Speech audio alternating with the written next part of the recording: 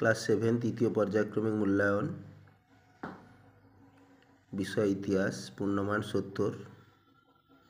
বিষয়ের যারা পরীক্ষার জন্য প্রস্তুতি নিচ্ছ তাদের জন্য একটা সেট প্রশ্ন। কার মৃত্যুর পর বাংলায় মাকসার ন্যায় শুরু হয় শশাঙ্কের? দিল্লির কোন সুলতান প্রথম খলিফার স্বীকৃতি লাভ করেন? ইলতুৎমিশ। কলকাতা নবদ্বীপ মুর্শিদাবাদ ছিল চৈতন্য আন্দোলনের প্রাণকেন্দ্র। নবদ্বীপ। পারসিক চক্র কাজে লাগানো হতো জল তোলার জন্য। বাংলাদেশ, ভারত, জাপানে এখনও রাজারানী আছেন জাপানে। বাকি যে প্রশ্নগুলো, আইনে আকবরী গ্রন্থের রচয়িতা কে? আবুল ফজল। সঙ্গম রাজবংশের প্রতিষ্ঠাতা কারা? হরিহর বুক্ষ।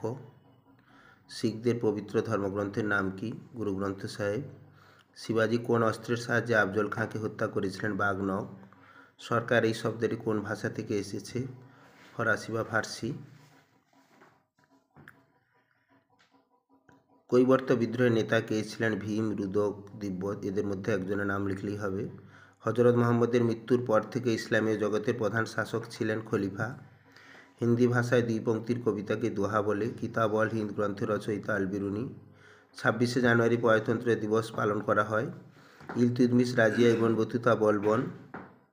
এদের মধ্যে ইবন বতুতা আলাদা। বিজয়নগর, দিল্লি, বাহমানি, গোলকোন্ডা আলাদা। ভারতনাট্যম, কথাকলি, ব্যালে, মণিপুরি ব্যালে আলাদা।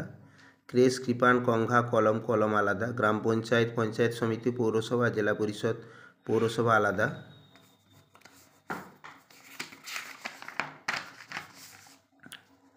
এখানে তোমরা দেখতে পাচ্ছ যে কোনটা মিলাতে হবে। নিকোলো কন্টি, ইতালীয় পর্যটক। আব্দুর রাজ্জাক, পারস্যের দূত। হিন্দু পাতশাহী, প্রথম বাজিরাও। রায়গড় দুর্গ, শিবাজি। আম্বেদকর, জাতীয় সংবিধান।